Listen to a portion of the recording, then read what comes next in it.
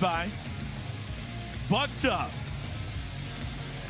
OnlyFans, Grunt Style Apparel, and Forged Irish Stout. And now your tail of the tape, brought to you by Russia. To the Cruiserweight division we go. Chris Sorrow versus Scott Roberts. Both guys 6 foot. You can see that Scott Roberts does have a 3-inch reach advantage. He knows Sorrows has power, has to make it pay when he tries to get close.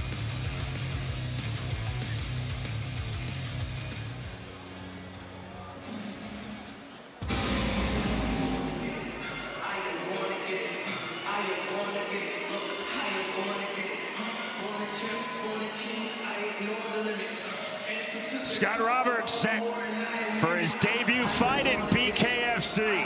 He has had 3 pro MMA bouts. Roberts told us in our fighter meeting, I want to establish and hold a continually uncomfortable pace for Chris Sorrow, my opponent in this cruiserweight fight.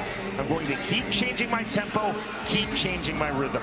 He needs to have a more bladed stance in bare knuckle, but he also needs to have pressure by coming straight down the middle with straight punches. Roberts also said, I'm going to be very precise with my 1s and 2s. I'm going to continually throw straight punches from the pocket, and on the inside, it's going to be all volume from me.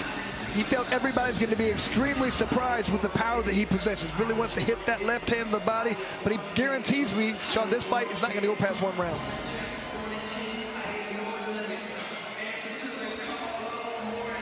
Six fights in BKFC for Chris Sorrow, including July 2020, when he defeated Victor Jones by first-round KO.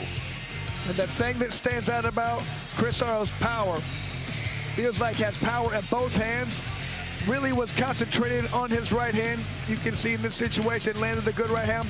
He's talking about now it's his left hand. That's what's really coming along. That's what's developing. He hits people with his left hand. He hurts them. And that's a completion of his metamorphosis to become a good fighter. He had power in his right hand. Now he has it in both.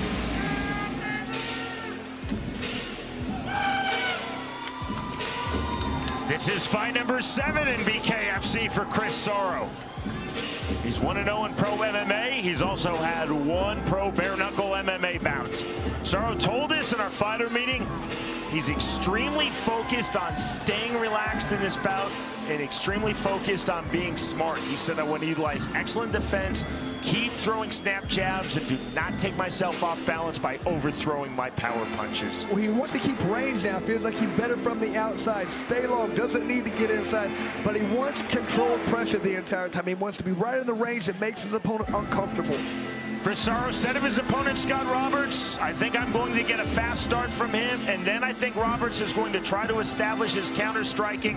I have to be adaptive. Sorrow also said, I believe I'm faster than Scott Roberts. I have to utilize what I believe is my speed superiority. And not only utilizing speed, but defense. Understands he's been hit with punches in the past, wants to keep that head off center line, not right in directly in front of his opponent. If he moves out to the side, his opponent's not going to be able to hit the head, and he can counter.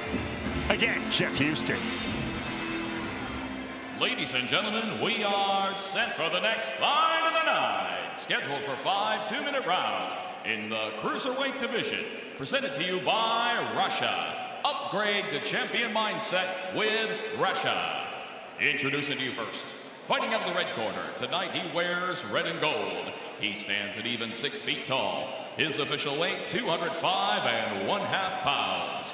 He holds an MMA record of 3 fights and tonight makes his BKFC debut. Fighting out of Hudson, Florida, here is Scott, the Man Poet, Roberts.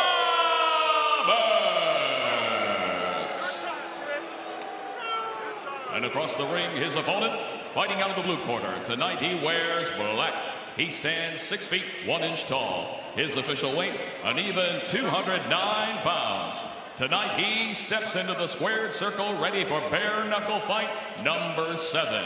Fighting out of Ellsworth, Maine, here is Chris Golden Glove Sorrow. And our referee in charge of the action, Andrew Glenn.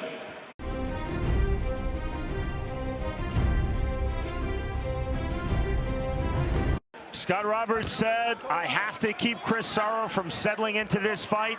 I will do so with relentless pressure. Round number 1, fast start off of scratch for Scott Roberts. He's in the red trunks. Black trunks for Chris Sorrow. There's the big left hook from Roberts.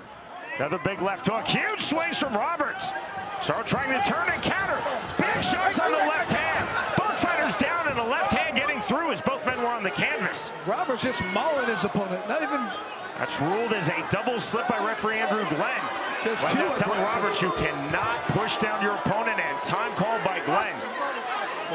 Not sure what the problem with Soros is at this point. Chris, I believe that Roberts continued to throw when both fighters were grounded. Well, I didn't know if he threw or if he pushed him. It's hard to tell. It was in an area I couldn't really see. You could tell that Roberts was just extremely excited.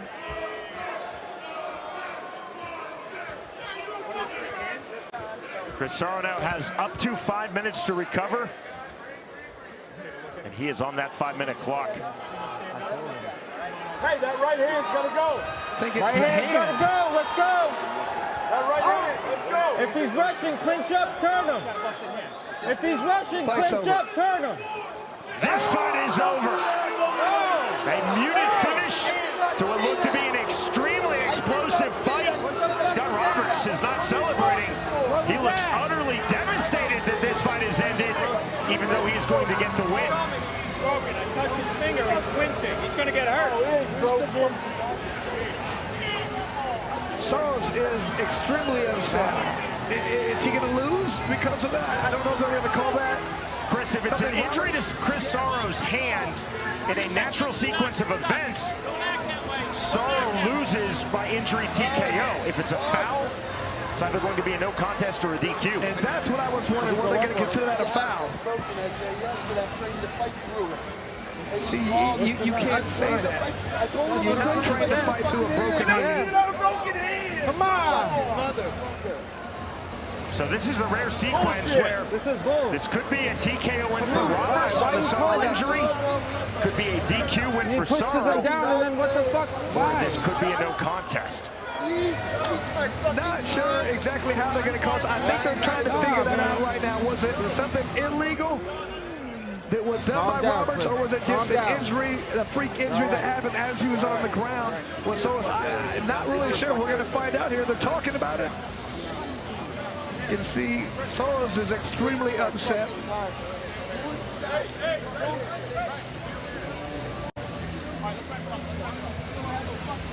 So at this point, both fighters grounded. No punch was thrown at that point.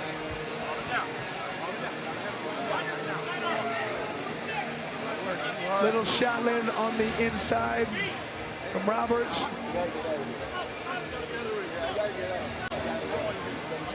Couldn't really see if that was a hard shot landed. And Chris, there's a push away when both fighters are grounded by Roberts, but it doesn't look to be a punch by Scott Roberts. To end all suspense, here is Jeff Houston.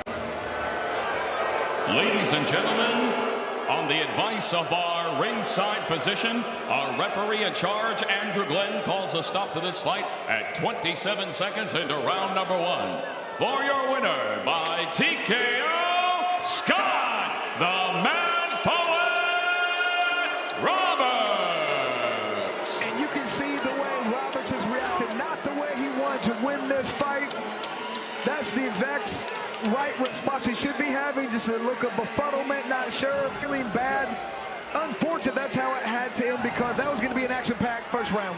Referee Andrew Glenn ruled that the injury to Chris Sorrow happened under a natural sequence of events, thus the Roberts win. If Andrew Glenn felt that the injury occurred during a fouling situation, quite possibly that would have been a Sorrow DQ win. Two explosive 205ers, a muted and somewhat bizarre finish. The winner by first round TKO due to injury, Scott Roberts defeats Chris Sorrow.